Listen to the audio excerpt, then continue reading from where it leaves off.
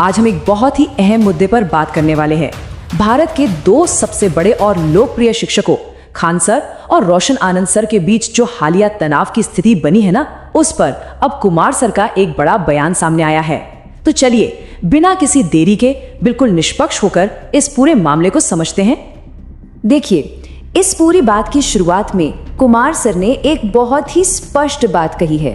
उन्होंने कहा कि खान सर और रोशन आनंद सर दोनों ही असल में बहुत अच्छे दोस्त रहे हैं, और ये बात वो इतने पूरे विश्वास के साथ कैसे कह पा रहे हैं, क्योंकि वो व्यक्तिगत रूप से इन दोनों ही दिग्गजों के काफ़ी करीब हैं। उनका दोनों के साथ लगातार संपर्क रहता है, बातचीत होती रहती है। तो एक बात तो तय है कि इन दोनों के बीच हमेशा से एक बेहद मजबूत और सकारात्मक रिश्ता रहा है। लेकिन अब तस्वीर का दूसरा पहलू भी है। एक तरफ जहां वो पुराना और मजबूत दोस्ताना रिश्ता है, वहीं दूसरी तरफ हालिया घटनाक्रम है।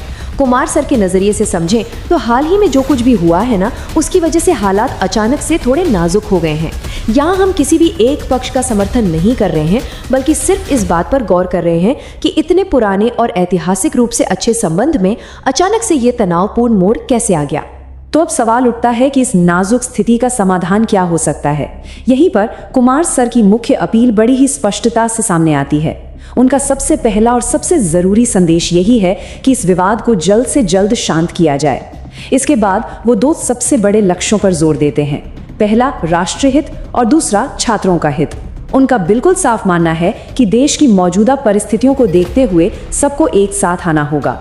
आपसी मतभेदों को पीछे छोड़कर सिर्फ और सिर्फ विद्यार्थियों के भविष्य के लिए काम करना ही इस वक्त सबसे ज्यादा जरूरी है। और यही बात हमें आज के सबसे अहम सवाल पर लाके खड़ा कर देती है। क्या शिक्षा जगत के ये दिग्गज अपने आपसी मतभेदों को भुलाकर छात्रों के सुनहरे भविष्य के लिए फिर से एक साथ आएंगे?